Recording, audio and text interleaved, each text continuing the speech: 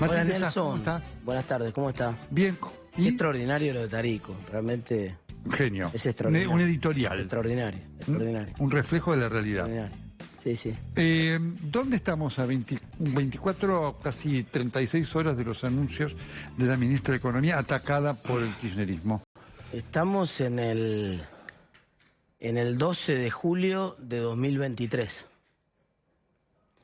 Porque es la crónica de un gobierno que ya termina, ¿no? Es decir, una serie de anuncios de un plan, una suerte de plan aguantar, que si uno espera para un gobierno que le quede un año y medio, tal vez un relanzamiento, un cambio de rumbo, otra cosa, y la ministra dio ahí tibiamente alguna definición que le ha costado enemistarse con el kirchnerismo duro, obviamente, porque planteó el foco el foco muy fuerte en la cuestión del déficit, pero fíjese, Nelson, no hizo ninguna mención respecto a cómo iban a pagar los vencimientos de deuda la segunda mitad del año, que es el problema más grave.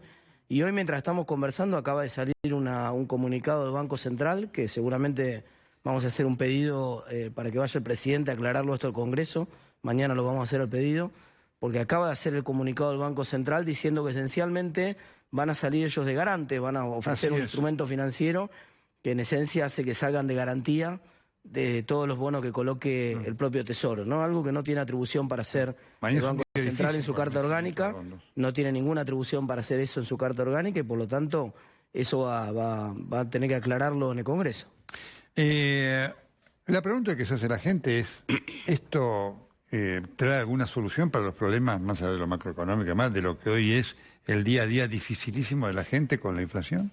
Mire, primero ya veníamos en una inflación escandalosamente alta, vamos a conocer en pocos días el dato de junio, cuando todavía la crisis política no había estallado y no había sabido Guzmán, y ese dato de julio va a dar 5 y monedas. Pues si usted tiene, Nelson, 5% de inflación todos los meses, redondea 80 en el año, digamos, da 80 en el año, 5 mensual, ¿no?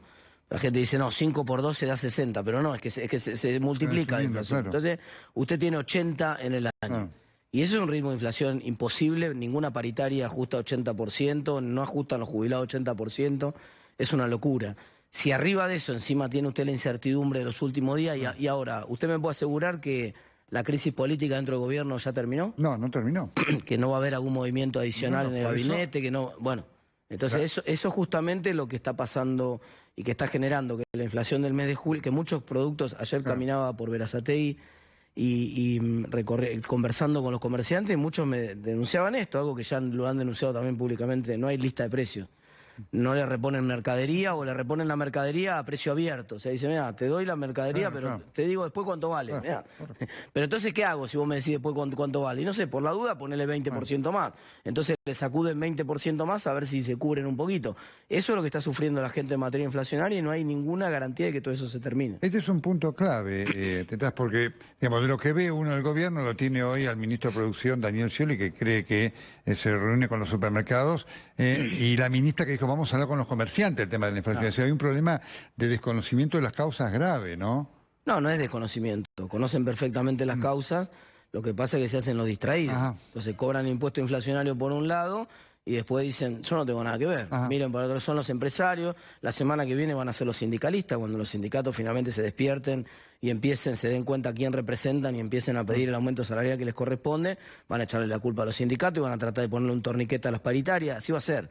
Todos los días le van a echar la culpa a alguien distinto. Primero fue la ministra en la conferencia de prensa, habló otra vez de la guerra de Ucrania. Basta, basta de la guerra de Ucrania, porque cuando usted mira los datos de inflación de los países vecinos, sí, creció la inflación en todos los países vecinos, pero creció antes de la guerra, no ahora.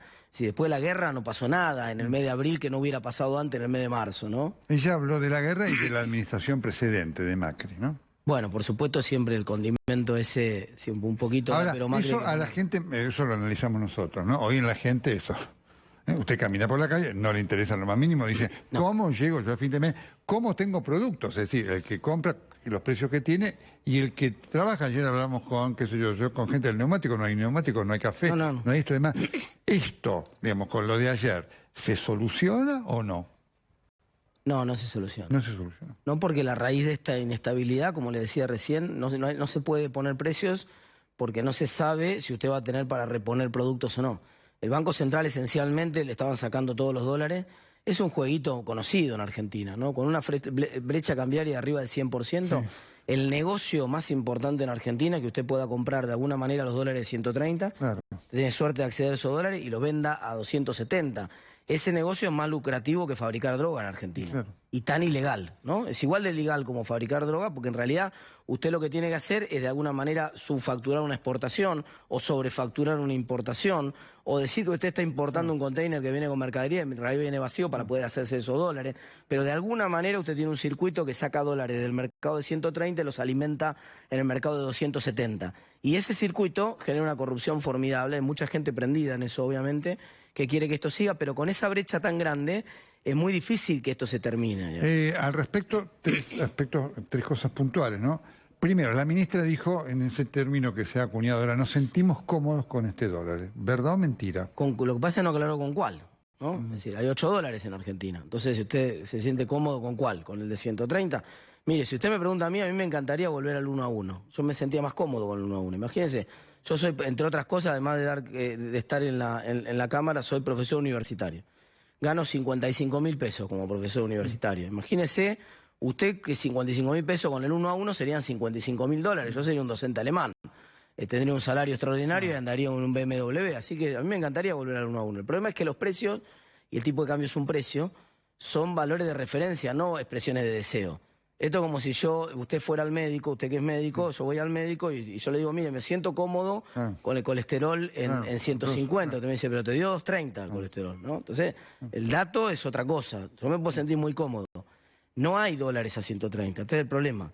No hay dólares a 130. Ya lo acaba de reconocer el gobierno cuando le está diciendo a muchos de los importadores, miren, paguen los compromisos que tienen con dólar billete. O sea, páguenlo al dólar de 270. Lo mismo le acaban de decir a los turistas. Sí, sí. Indirectamente el mensaje de la ministra, acá creo que fue una entrevista acá, fue Marcelo Bonelli directamente le dijo que los turistas tienen que pagarse el dólar de verdad, ¿no?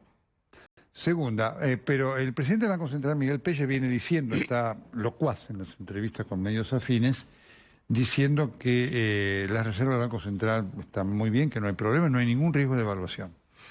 Bueno, las cosas en economía siempre ajustan o por precio o por cantidad. Si usted se queda sin mercadería... ¿Es mentiroso? ¿Está mintiendo? No, puede ser, o sea, las reservas no están bien, no hay ninguna duda que no están bien. Sea, eso es una mentira. Es mentira, Argentina tiene que acumular 5.800 millones de dólares de reservas este año para cumplir con el fondo. Ya no acumuló lo que tenía que acumular en el primer semestre, ya fracasó. O sea, ahora dice que hay reservas suficientes, es una mentira. Es mentira, no hay reservas suficientes. Si las hubiera, el Banco Central usaría la reserva para poner el dólar donde quisiera. Ajá. Y no las puede usar para poner el dólar donde quiere porque son limitadas y le quedan muy pocas. Entonces, lo que puede hacer el Banco Central, que es efectivamente lo que está haciendo, es, si no puedo controlar el mecanismo del precio, controlo el mecanismo de las cantidades. Entonces, lo que está haciendo esencialmente es decir, bueno, hay muy pocos dólares, no hay dólares para todos a este precio, y no voy a devaluar, no estoy dispuesto a devaluar, entonces los tengo que racionar. ¿Y cómo hace usted para racionar? Y bueno, vos sí, vos no. Imagínense que yo voy, por ejemplo, a una carnicería y le digo al de la carnicería que a partir de mañana el precio de la carne es 300 pesos. ¿Qué va a pasar en la carnicería? Y obviamente se va a formar una cola de mucha gente para vaciarle la carnicería a este señor, para llenar el freezer, porque a 300 está regalado. Sí, claro. Si no lo dejo racionar por precio, no lo dejo poner el precio que corresponde en la góndola, le van a pelar la carnicería rápido. Acá son las reservas la carnicería, lo mismo. Y lo que puede hacer el carnicero para tratar de zafar es ver a quién le da la poca carne que le queda. Entonces, por ahí lo raciona por orden de llegada. Acá es un poco más complejo el mecanismo. Usted tiene que tener un lobby, llegar al Banco Central. El Banco Central dice, para usted sí hay dólares, Nelson. Para esta actividad productiva no. Usted los dólares, su actividad no colisiona con el derecho de otro a trabajar, la actividad de otro sí. Acá ustedes, por ejemplo, que están haciendo periodismo, tienen insumos que son toda la maquinaria, las cámaras que están manejando los muchachos, son todas importadas. Entonces, usted está en el ejercicio de periodismo colisionando, según la ministra, con el derecho de tanta otra gente a trabajar. Esto es un disparate. ¿Qué va a pasar con el salario mínimo universal de este proyecto que fogonea el kirchnerismo? Hoy estaba escuchando al presidente de Chile, que nadie lo puede acusar de neoliberal, ¿no? Creo que neoliberal no es, ¿no? No. Muy bien. Que hicieron una propuesta muy parecida. En Chile quieren imponer otro IFE, porque acá le han cambiado el nombre para darle un poco de una pátina de... quieren que parezca europeo. Quieren que parezca socialdemocracia europea, pero en realidad es IFE. Es un IFE, porque es un IFE para 7 millones de personas. No es ni salario, porque el salario es la contraprestación de una tarea. Acá no hay ninguna tarea, así que no es un salario. No es básico, porque no cubre absolutamente nadie, y claramente no es universal, porque solo sirve para 7 millones de personas. Así que es un IFE. un IFE con cambiado de nombre, autopercibido salario básico universal. Ese IFE, obviamente, lo acaba de decir Boric en Chile, dice, si el problema de la inflación, usted sabe lo que dice, hay un video muy corto, un minuto, Boric dice, ¿usted sabe lo que causa el IFE? El IFE causa más inflación. Entonces, ¿cómo puede ser la solución al problema de la inflación implementar una medida que causa más inflación? No tiene ni pie ni cabeza. ¿Por qué cree usted que lo sostiene gente que algún conocimiento tiene mínimo de las cosas, ¿no? Todos no son ignorantes, ¿no? Como por ejemplo... Pero en el sentido de que, bueno, Cristina alguna idea tiene de esto, más allá de toda la disparate que dice, o algunos de sus asesores. No, Cristina no tiene la menor idea de economía. No, realmente sé, sobre pero economía. algunos de sus asesores. Es una extraordinaria política, pero no tiene la menor idea de Cuando economía. digo esto, digo, tiene sus asesores que le dicen, mirá, tiene asesores, algunos asesores, digamos, fueron a la Facultad de Ciencias Económicas. ¿Sabes? Claro, sí, pero están... 2 es 4, 4 más 4. En realidad están en una posición más política que económica. Eso lo que les importa es construir poder político, no les interesa lo más mínimo si eso genera o no genera inflación, en realidad no les importa eso. Lo que les importa es que ese sería un mecanismo que sin duda le permitiría alguna chance al gobierno, que en todas las encuestas sale con muy pocas posibilidades para la próxima elección, pero claro, si reparten 7 millones de fondos a la gente, 7 millones de personas le reparten un IFE, bueno, obviamente la chance de conseguir algún voto más puede estar, entonces tiene ese atractivo. Más inflación y menos salarios reales para la gente que trabaja, que en general no los va a votar, menos salario, una contraprestación del otro lado para la gente que recibiría este IFE, que es una gente que probablemente esté más cerca de votarlos, ¿no?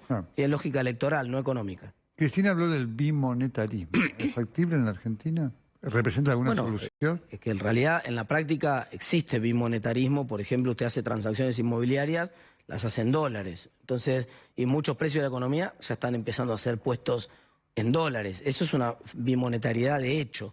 Usted sabe que hay 2 artículos del Código Civil que todavía lo que hacen es darle carácter de cosa a la moneda extranjera. Eso quiere decir que si yo quiero firmar un contrato de moneda extranjera con usted y usted no tiene forma de pagármelo en moneda extranjera porque hay cepo y no tiene manera de comprarlo, usted puede jurídicamente cancelar la obligación entregando el valor monetario equivalente a la cosa. Esto es un concepto muy claro.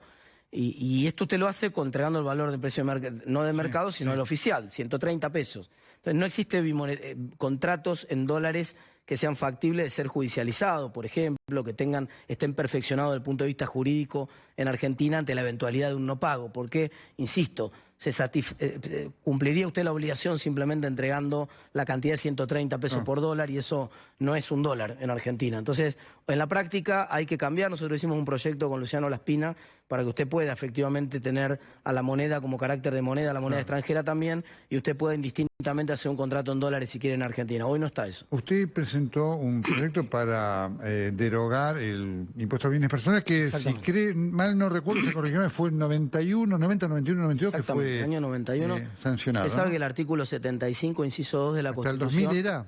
Exactamente, Estaba hasta el 2000. Lo cual ya era un abuso. Sí. Porque el artículo 75, inciso 2, le da... Usted sabe que tradicionalmente los impuestos directos son atribución de las provincias.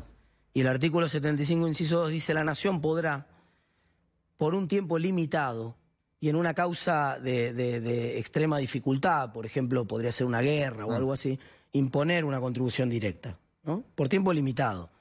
Lo impusieron por 9 años. El tiempo limitado ya era un abuso. Y ahora vamos 31 años de ese impuesto. Claramente ese impuesto no tiene pies ni cabezas. Pero además usted le está robando a las provincias la base imponible, porque esa base imponible le corresponde a las provincias, no a la nación. Entonces la nación está cobrando un impuesto porque, a ver, ¿cuál es la lógica de que yo le cobro un impuesto patrimonial, por ejemplo, sobre su propiedad? Bueno, que yo le voy a construir, por ejemplo, infraestructura de bienes y servicios públicos que van a aumentar el valor de su propiedad. Entonces usted contribuye, por eso es una contribución, usted contribuye de esa manera porque eso le va a hacer bien a su propiedad. Esa es la filosofía. Eso es algo, que bienes públicos provee la provincia, no la nación. Con lo cual la nación se está llevando la crema del negocio del negocio tributario de bienes personales, y no pone nada en términos de bienes públicos. Eso está mal, hay que terminarlo en Argentina, y entonces la propuesta concreta es, lisa y llanamente, derogar el impuesto a los bienes personales, y luego cada provincia, con esa base imponible y con su sistema político, decidirá en la legislatura si corresponde o no corresponde algún impuesto a los inmobiliario rural, inmobiliario urbano, lo establecerá como corresponde cada provincia. Si hoy lo llamara Batakis, ¿qué le diría? Le diría algo que me dijo el profesor de Pablo alguna vez, Me dijo, el mejor plan económico fracasa en condiciones desfavorables en las cuales no es creíble el plan económico y por lo tanto el efecto económico de los planes o de las medidas no es el mismo dependiendo del contexto, ¿no?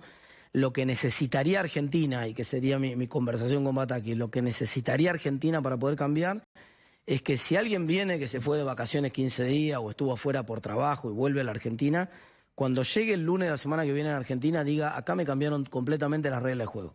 Acá los precios se forman distintos, las reglas de los contratos son distintas, la regla en que se hace el negocio en Argentina cambió, lo que se llama el régimen económico. Hubo dos momentos en la Argentina relativamente recientes,